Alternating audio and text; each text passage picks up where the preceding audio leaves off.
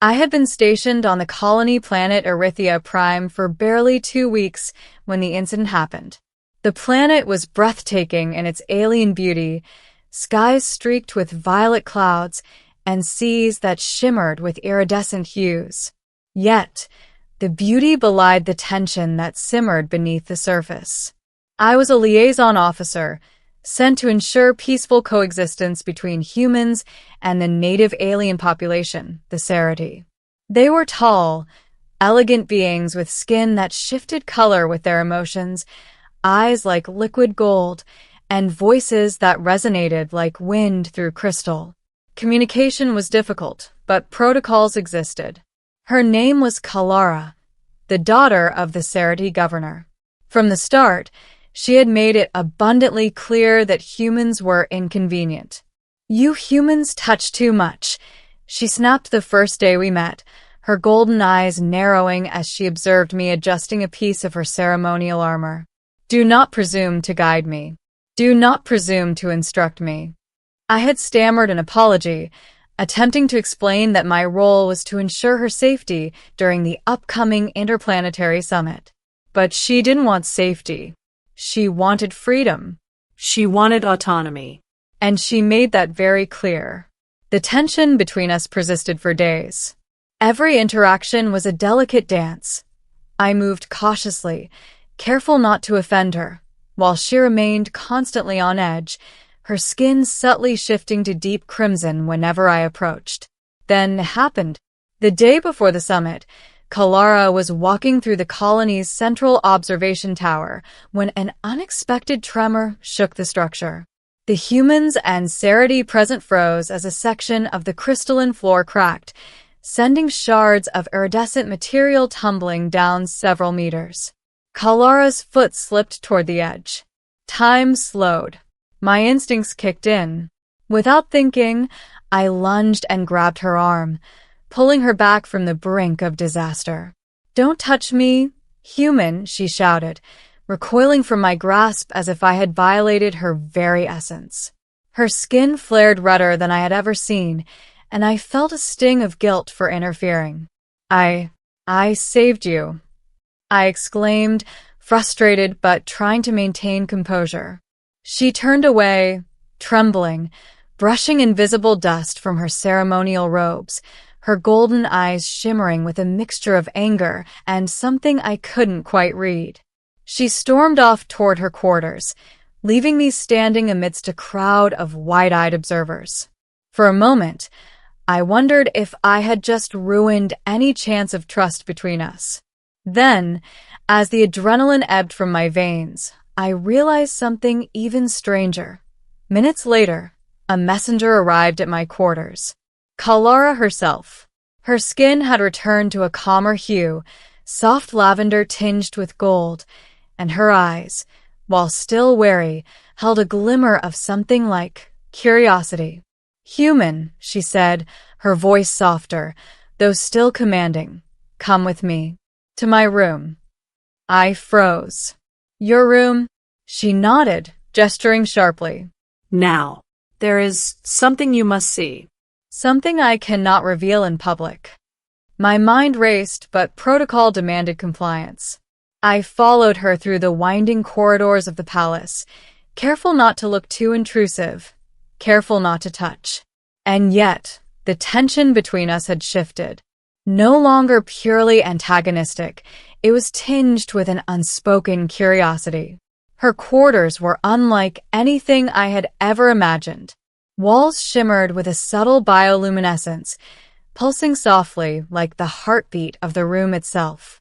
The air smelled faintly of exotic flora, and there was a serene energy that made me feel both unwelcome and strangely at ease. Kalara gestured toward a platform in the center. "Do not approach yet," she warned. "Watch first."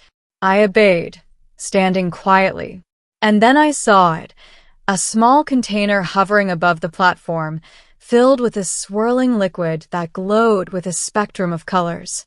Kalara's hands moved in precise motions, coaxing the liquid into shapes that hovered in the air like miniature galaxies.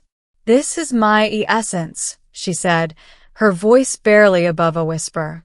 The Cerity body contains energy that must be carefully managed. I was destabilized after the tremor. I cannot restore balance alone. That is why I brought you here. Me? I asked, incredulous. Why me? Her eyes met mine, unwavering. Because you acted without hesitation. You did not consider rules, status, or my anger. You only acted to protect me. That is rare among your kind. And now, you must help me restore the balance. I swallowed hard. Restore the balance? How? Kalara's skin flickered, turning a pale gold. With touch. But not in the way you imagine. Your hands carry a resonance. A frequency that interacts with my own energy. You must guide it. Channel it. I hesitated, but the intensity in her eyes left no room for refusal. Slowly, I stepped forward. Kalara extended her hands, palms upward, and I mirrored the gesture. The moment my fingers brushed hers, a shockwave of energy coursed through me. It was not painful, but overwhelming, a cascade of colors, sensations, and thoughts, all alien yet familiar. Focus, she whispered. Do not let fear guide you. Let intention guide you. I concentrated, attempting to mirror her rhythm, to channel my own nervous energy into something harmonious. Slowly, the swirling liquid in the container began to stabilize, forming delicate, glowing structures that resembled miniature constellations. Kalara's breathing grew steadier, and the subtle tremor in the air around us dissipated. Minutes passed, though it felt like hours, as we worked together, a silent partnership forming between human and Cerity. The tension that had existed earlier melted away, replaced by something new: trust, mutual reliance, and perhaps something more. Finally, the liquid settled, glowing with a soft, even light. Kalara exhaled, relief washing over her features. Her skin returned to a gentle lavender gold, and her eyes softened. You did well, human, she said, her voice low, almost intimate. Few could channel my essence without harm. Few could calm the energies without faltering. I felt a strange mix of pride and exhaustion. I just followed your lead, I admitted. She smiled faintly, a rare and fleeting expression. No. You acted with courage, precision, and respect. That is not simple to learn. We stood in silence for a moment, the glow of the stabilized liquid bathing the room in ethereal light. Then Kalara spoke again, softer this time. You may leave or stay a moment longer. There is much about our connection that words cannot convey. I glanced at her, sensing the gravity of the moment. I stay, I said, my voice steady. For the next hour, we simply existed in that space, side by side, exploring the resonance that had drawn us together. No words were necessary. The energy itself spoke volumes. I realized, in ways I could never have anticipated, that the tremor, the danger, and the initial confrontation had been catalysts. Moments of fear and tension had forced us to connect in a way that formal training, diplomacy, or time alone could never achieve. By the time I left her room, the colony had quieted. The stars above Erythea Prime shone like liquid jewels, reflecting the bond that had been forged in a single, transformative experience. Over the following weeks, Kalara and I continued to work closely, our relationship evolving from wary tolerance to a partnership built on trust and shared understanding.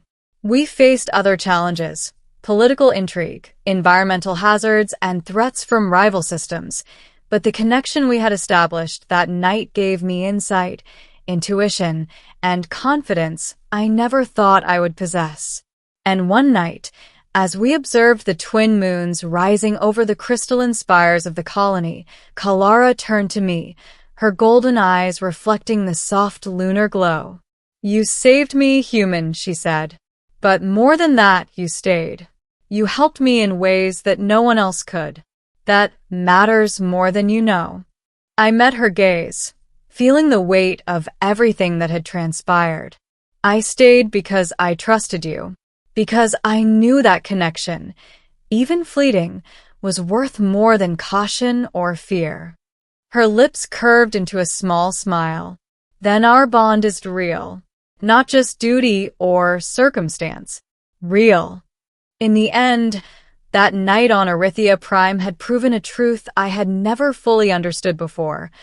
Courage is not only about action in the face of danger. It is also about vulnerability. Trust. The willingness to connect, even when boundaries are sharp, even when emotions flare, can change destinies, bridge worlds, and transform enemies into allies and strangers into partners.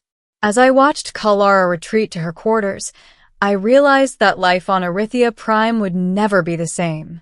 And neither would I. The tremor, the snap, the invitation into her room, it was a sequence of moments that would echo across the rest of my life. In the galaxy's vast expanse, amidst political intrigue, cosmic energy, and alien wonders, I had learned that the most extraordinary journeys are not always across space. Sometimes, they begin with a single touch, a single act of courage, and the willingness to be drawn into another being's world. And that night, Kalara had shown me exactly what that meant.